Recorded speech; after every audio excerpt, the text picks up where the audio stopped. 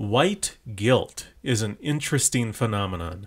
Recently, a blue-eyed Norwegian girl uploaded a video where she expressed how disappointed with her genetic test showing that she was pure white. And to her, maybe that's boring. She's white and the people around her are white, so maybe that seems standard. So while I'm also white, I've had the opportunity to travel the world. And I know I've mentioned this before, but I've been in some places where I was the first white person that some people had met. So of course they want to take pictures. After all, what if they don't get to see another white person? So I'm acutely aware that we're about 10% of the world population, about 90% non-white. A global minority, we're only a relatively small group. Now, she is really one of the more exotic whites. She's from the northern reaches and a little bit from one of the largest western islands, and she's disappointed about it. Disappointed in who she is. But you know, she's not the only one. Let's talk about the attitudes that people have about race, especially their own. A Pew poll asked how important people's races are to them. A few whites said it was important, while the majority of Asians, Hispanics, and blacks said it is. It's normal for them. It's normal to believe your race is important for pretty much anyone who isn't white. I once had someone tell me that the reason non-whites cared about their race in the United States is because America oppressed them generations ago. Now, of course, if you go to a black community in a place like Minneapolis, you'll find that they're very racially focused. But remember, they just got there. They're from Somalia. Those are not the descendants of American slaves. Non-white immigrants who just showed up care about their race much more than white people. They came here, they set up Somali organizations like the Confederation of Somali Community in Minnesota, which on its own websites says it's there to maintain their cultural heritage. No, they don't want to adopt the culture of the people who built Minneapolis. They don't want to adopt the culture of the people who made Minneapolis a place nice to live in. They want to enjoy what was built by those people, but they do not want to adopt their ways. They have their own ways. They have their own people. They care about themselves. And the fact that this is not very obvious to some people makes me think that they need to get out more. And if you get out and start to really experience these communities, this will become apparent to you. And you know what? I don't necessarily think they're bad people for caring about their race. Not only is it normal, there was this paper, Ethnic Identity and Personal Well-Being of People of Color, a meta-analysis. This is a meta-analysis that looked over 100 different studies and found that non-whites, for them, there was a positive and statistically significant correlation between their ethnic identity and self-esteem, and also between their ethnic identity and general well-being. I mean, if you wanted to take away their ethnic identity, on some level, you might be taking away some self-esteem and well-being of those people. Who would really want to do that? And it sort of makes sense. Now, I hope you can see why their ethnic identity would lead to those things, but if you don't, let me explain it. Do you think that identifying with your family might be part of a healthy mindset? In the paper, The Relationship Between Group Identification and Satisfaction with Life in a Cross-Cultural Community Sample, this was published back in 2016, they found that family identification had a positive correlation with life satisfaction. And you'll notice that family identification and family contact are actually two separate entries on this table. It's not just that people who identify with their family spend more time with the family and that's where the good is coming from. It seems to actually be healthy itself for someone to identify with their family. To think, hey, I'm a Smith, or I'm a Yamanaka, or I'm a whoever. I'm in the Smith family. The Smith family is a family that has accomplished things. I don't regret being born a Smith. I actually like it. That view itself may be healthy. Now, you could understand how someone regrets being born a Smith, regrets being born into the family they were, might have a less satisfactory life than someone who likes it. But here's the reality. Positivity about your family is, in some ways, positivity about yourself. Now, you might say, well, what does that mean? Well, here's the thing. You're a person, and there's a lot of people in the world. The people who are often most like you tend to be your family. often raised in similar ways, similar values, and of course, shared genetics. You're made from the same blood. Even if you were to feud with a parent or a sibling and hate each other's guts, there often is still a lot of similarities between you two. Just because you're similar doesn't mean you get along. After all, sharing a house with someone can really exaggerate conflict if it does come about. But really, your family, your cousins, your aunts, your parents, your siblings, they will generally have a lot more similarities with you than a random person. So positivity about a group of people who tends to have a lot of similarities with you is, in a way, positivity about yourself. You could see how that could be connected to self-esteem and life satisfaction. It's not really surprising to hear about how positivity about your family and identification with your family is associated with a more satisfying life. But let's really lay it out there now. I'm going to put it on the screen here. You're you. You're in the center. Who's most like you? Your family. They share your blood. I'll put them right around you. Who's a little bit less similar to you, but still fairly similar? How about your ethnic group?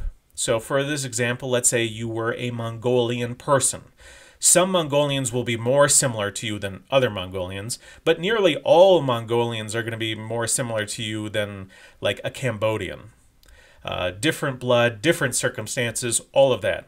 And after that, who's next most similar to you? Well, probably just your race in general. Some Asians will be closer to you, but they'll all be more similar to you on the average than the Bantu tribes of Africa. And then finally, we could get to, say, like humanity itself is more similar to you than non-human animals. You're more similar to any person than you are to a horse. And you're more similar to any horse than any inanimate object, like a rock. So a healthy perspective might be something like strongly identifying with your family. And then it slowly fades as you get further away. Moderately identifying with your race. Weakly identifying as a human overall. Now, you could see how someone could hold that view, right? I'm most positive about the people who are near me, and then I just fade in positivity across all of humanity. I never get negative, but just fade in positivity across the spectrum. In the upper part of the screen, I've turned the diagram on its side. That's a cross-section, thicker in the center with your family, thinner as you get further away. That's not a crazy view to hold. And it's likely quite a healthy view, and it's not like self-contradictory. But if instead of Mongolian, in the example, if I say, well, the person in the center is a Swede, or a German, or an Englishman, some people would clutch their pearls. They'd say, oh no, those people shouldn't identify with their ethnicity or race. Black power, hey, that's cool, right on, man, but white, oof, that's no good. Now, we do know from papers like The Structure of Ethnic Identity of Young Adolescents from Diverse Ethnocultural Groups that ethnic identity in white people also has a positive effect. Identification in this way isn't just good for non-whites, it's good for everybody, including us. So it's a good thing for whites, but some people don't like the idea of whites doing it. They'll say, hey, it might be positively correlated with self-esteem, mastery, coping, and optimism, and it might be negatively correlated with loneliness and depression, but I still don't think whites should do it, they'll say. Some people only want these things for non-whites, I guess. And you know what? I guess they're getting their wish. That's what's happening. I'll show you this Pew poll again. This is how unimportant whites view their own race. You could triple the percentage of whites who consider their race important, and it's still lower than the other races. But this doesn't tell you the whole story. There's more to it than just this, because some of these people who say that white isn't important for them, they don't just disregard race and ignore it. They might actually dislike their own race. They may hate it.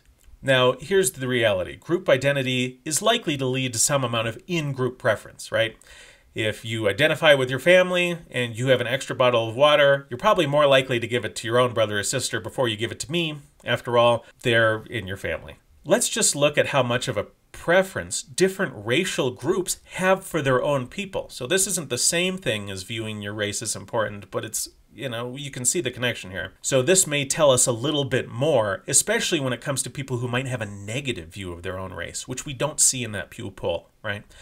So you have the blacks. Blacks liberals, of course, they favorably view their own race more than black conservatives, but black conservatives still look at their own race favorably.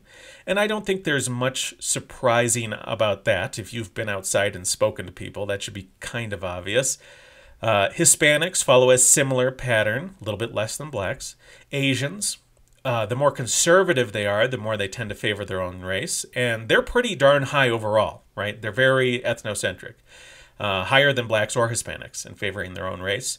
And I don't think it'll shock most people when they see that. Again, have you been outside? Have you talked to people? Now, white conservatives, they do favor their own race.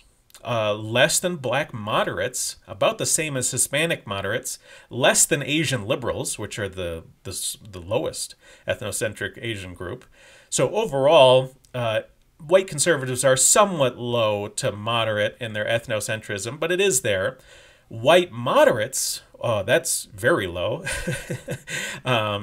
They maybe sometimes slightly view their own race favorably. It's almost a wash. And white liberals, oh, yeah, that's the only group we can really call out as having outgroup preference. They view their own race unfavorably and prefer other groups. Now, many of those white liberals would say to those white conservatives that them having an in-group preference makes them bad people. But, I mean, who do these white liberals prefer? I mean, they prefer people with even higher in-group preference than these white conservatives. The difference is the white liberals are angry at white conservatives for liking whites. Not for being ethnocentric, but for being ethnocentric towards whites.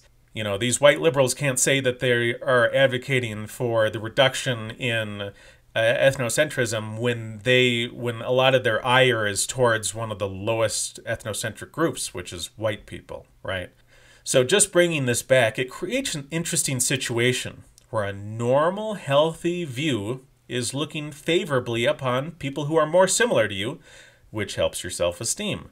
Liberals often have a really odd worldview where they might say that they think they're a good person, but then they consider many of the groups that are most similar to them to be bad and the least similar groups to be better. It's not really a surprise here in the United States. Democrat whites are less happy than Republican whites. We can see this in Pew polls. You can't constantly hate on people who are the most similar to you while at the same time truly feel good about yourself. Outgroup preference, this sort of they're good, we're bad mentality, blacks are cool, whites are lame.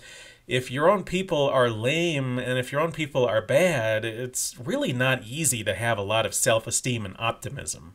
Now, I think on some level, white liberals who dislike their own race look at whites who don't dislike their race and really assume the worst. They assume that we dislike non-whites as much as they dislike us. They imagine us to be monsters where everything outside of our racial circles is we have nothing for contempt for, but that's really not the case. What they're doing is they assume that we hate non-whites as much as white liberals hate whites. But as long as we're talking about potential extremes, you know, really what we're looking at, this outgroup preference, where things that are close to you are negative and things that as they get farther away, you get more positive. There are some really extreme versions of that. For example, I think if you look at vegans, now who overall are very overwhelmingly white liberals, a few of them, again, we're looking at the extreme positions here. They'll scream at people, maybe even try and hurt people for consuming meat.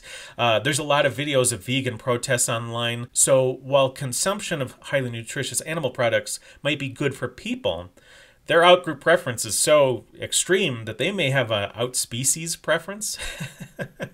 For most humans, right, if they were told, hey, to alleviate your child's suffering, you have to kill a cow, those parents would do it. Dad would grab his gun, or even a knife if he had to. After all, it's for his own children.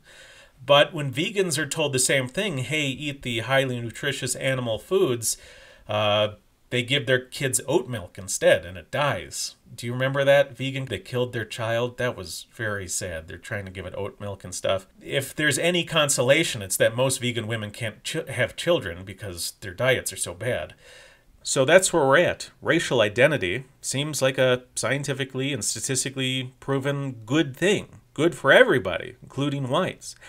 Now, many white people who are against racial identity in whites, why are they doing so? Maybe it's just because they don't like us. So they want us to hate us as much as they hate us. Many non-white people, maybe they have a similar perspective, but a lot of non-white people who are against racial identity of whites, it just might be a sort of a political thing. After all, you go to countries like the United States where you have many groups. There are totally many groups, as I've pointed out in other videos, that are dedicated towards activism for races and ethnic groups so they can get money, right? They want to get their kids a scholarship. And I'm not saying that's a bad thing. They should want to get their kids scholarships, and they do. So they fight for that. But gosh, it's going to be a lot easier if whites don't stand up and try and get some of that budget for their own kids, right? It'd be real nice if it was just a pushover and they got their piece and never had to bother with sharing it with whites, Okay. Now, someone will come up to you, right? Some mastermind. They'll say, screw the numbers, screw the facts. I have a grand idea, and all we need to do is get all of society to believe in my idea and make it happen, regardless of the facts. And their idea is that we should all drop our Ingroup preference. We should all drop our racial identities. We should all agree to ignore ethnicity and race, and it'll be a grand world after that. They're sort of Jordan Peterson type or whoever. They'll stand up in front of huge crowds and they'll preach the end of identity racial politics. And then when you turn to look at the crowd who heard them speak, it's just a bunch of white people with a tiny smattering of non-whites. This end identity politics, grand master plan, seems really to appeal to a lot of whites.